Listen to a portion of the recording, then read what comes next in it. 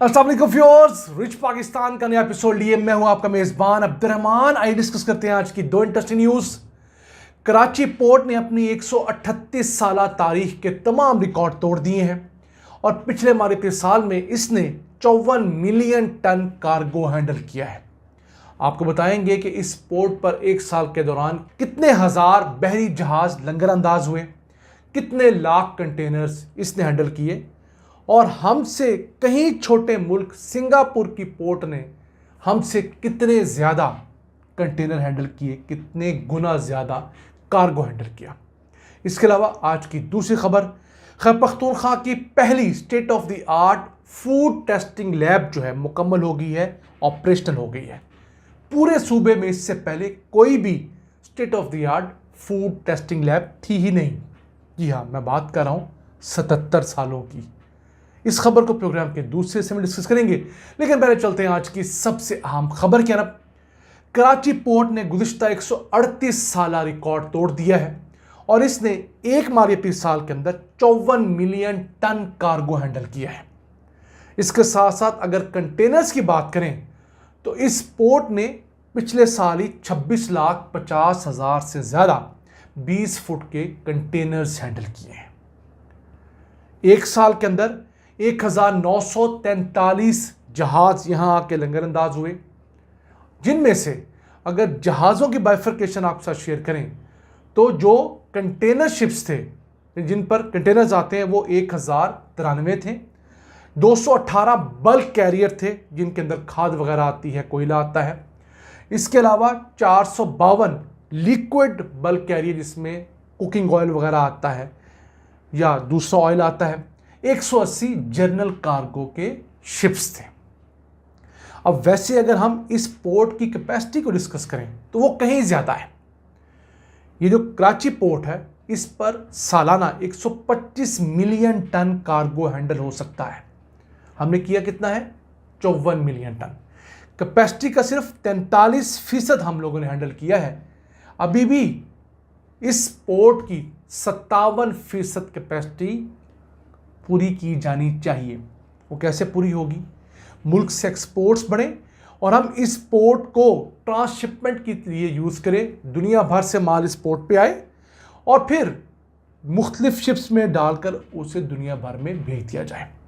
फिलहाल तो ये हो रहा है कि दुनिया भर से जो माल आता और जाता है वो पाकिस्तान का ही होता है, तो हमारे मुल्क की मईशत के जो हालात है उस हिसाब से पोर्ट हैंडल कर लेती है। कभी इस पोर्ट पे माल ज़्यादा आता है, कभी हमारी पोर्ट कासम पे ज़्यादा आता है। जब हमारी पेट्रोलियम की इंपोर्ट ज़्यादा होती है तो पोर्ट कासम के ऊपर ये हैंडलिंग बढ़ जाती है। अगर हम अफगानिस्तान और सेंट्रल एशिया के ममालिक को ज़्यादा से ज़्यादा फैसिलिटीज़ पोर्ट पे दें और उनको राहदारी दें पाकिस्तान से जाने की, तो उनका भी जब कंटेनर, उनका सामान इन हमारी पोर्ट्स पे आएगा तभी ये अपनी कैपेसिटी के मुताबिक जाके वर्क करेंगी और कई गुना मुनाफा कमाएंगी।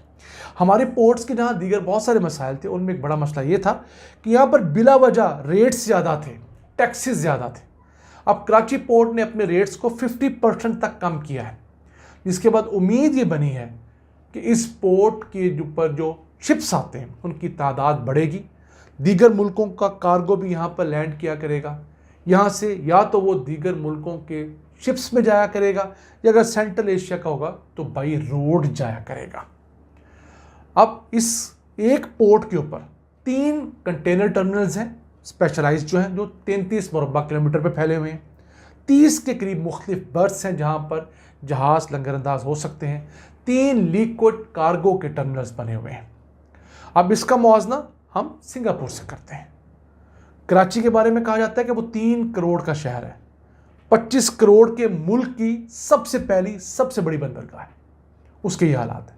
सिंगापुर की टोटल आबादी 60 लाख है, यानी कराची से कोई 5 गुना कम आबादी सिंगापुर सिटी की है। उसने पता कितना कार्गो हैंडल किया है पिछले एक साल के अंदर? 622 मिलियन टन। हमने किया है 54, उन्होंने 622। हमसे कोई 12 गुना ज़्यादा कार्गो उनकी पोर्ट ने हैंडल किया है।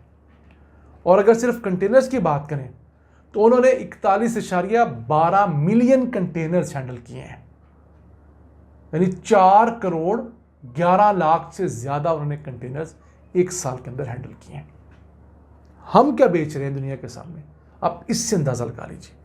छोटे छोटे ममालिक हमसे कहीं आगे निकल चुके हैं। हम अपनी शूशा फूफा से बाहर नहीं निकल रहे। अब जो हमने कार्गो हैंडल भी किया है उसमें ज़्यादातर हमारी इंपोर्ट्स हैं।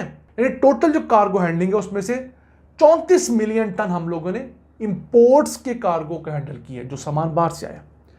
उसके मुकाबले में बमुश्किल आधा 20 मिलियन टन हम लोगों ने एक्सपोर्ट का कार्गो यहां से बेचा है। ये हालात हैं। इस इक्वेशन को बेहतर होना चाहिए। कम से कम जितनी इंपोर्ट्स है उतनी एक्सपोर्ट्स तो करें ना। बाकी हमारे कर्जे जो हैं हम उतार के किसी तरीके से कदमों पे खड़े हो सकते हैं। आइए चलते हैं आज की दूसरी अहम खबर की तरफ। खैबर पख्तूनख्वा की पहली state of the art food testing lab का इफ्तिताह कर दिया गया है। ये हयाताबाद के अंदर ना सिर्फ फूड टेस्टिंग लैब है बल्कि एक रिसर्च सेंटर भी है।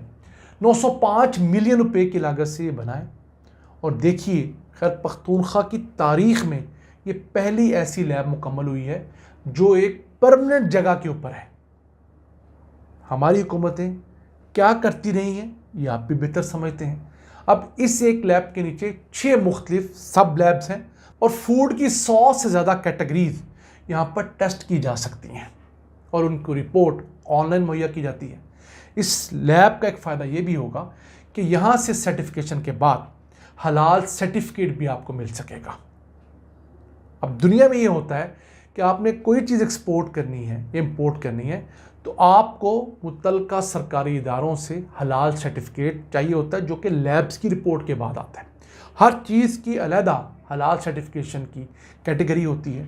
अब यहाँ पर माइक्रोबायोलॉजी का डिपार्टमेंट भी है, केमिस्ट्री का भी है, न्यूट्रिशनल एनालिसिस का भी है, पेस्टिसाइड देखने का भी है, हैवी मेटल्स देखने का भी है। तो हम उम्मीद करते हैं कि खैबर पख्तूनख्वा के अंदर इस पहली लैब के आने के बाद फूड क्वालिटी बेहतर होगी।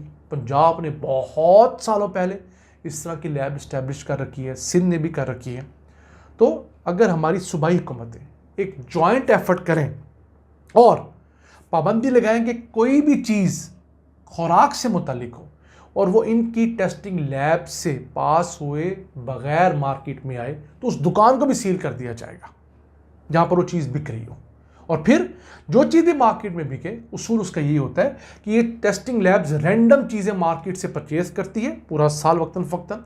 उन चीज़ों को आगे टेस्ट करती रहती है कि हमें जो सैंपल भेजा था उस कंपनी ने अप्रूवल के टाइम पे, क्या अभी भी वो मेयार है, उसमें अभी तो इश्यूज़ नहीं आ रहे। ये तरीका पूरी दुनिया में राइज है। पंजाब के हद तक तो ये राइज था। उम्मीद करते हैं खैबर पख्तूनख्वा में भी ये राइज होगा। नाज़रीन, ये था आज का एपिसोड। हमें उम्मीद है आपको पसंद आया होगा। अपनी सजेशंस, अपनी आरा से हमें आगाह रखा करें। अपने मेज़बान अब्दुल रहमान को इजाज़त दीजिए। अल्लाह ने के बाद।